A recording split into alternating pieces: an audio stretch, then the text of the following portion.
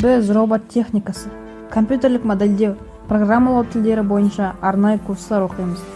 Болашақта дәстүрлі мамандықтарды жаңа кәсіп иелері алмастырады. Мен қазірден өз болашағыма бағдар жасап қойдым. Осы орайда IT сыныпта білім алу болашақ мамандығыма бағыт, білім, тәжірибе беруде. Мен құрылысшы мамандығын таңдап отырмын. Әр уақытта құрылыс саласының қажеттілігі жоғалмайды. Технологиялардың дамуы құрылыс саласының да ақпараттануын қажет етіп отырғаны белгілі. Үкімет тапсырмасына сәйкес, болашақта құрылыс саласында өзге дамыған елдердегідей шығыны аз, жұмыс күшін үнемдейтін инновациялық технологиялар қажетті. Атап өтсем, қуат көзін үнемдейтін терезелер, жасыл үйлер, көлік және темір жол құрылысына қажетті технологиялар.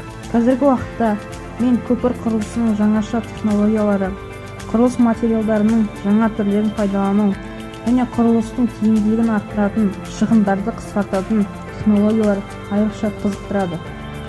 IT сыныпта білім алу, сапалы, жаңа технологияларды толық меңгерген құрылысшы болуыма жол ашады деп ойлаймын.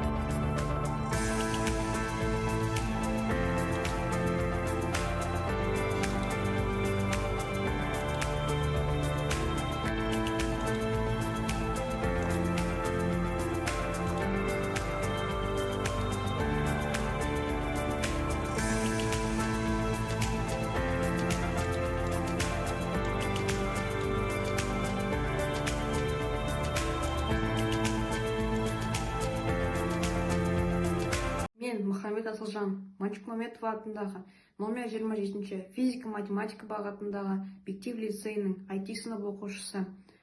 Болашақта бірге таңдаймыз атты эксперименттік алаңдар эстафетасын Шыңғырлау ауданы Қылышев атындағы жалпы орта білім беретін мектептің шипагер медициналық сыныбынан қабылдай отырып, номер 8-ші облыстық мектептің техникалық сыныбына жолдаймыз. Біз болашақты бірге таңдаймыз.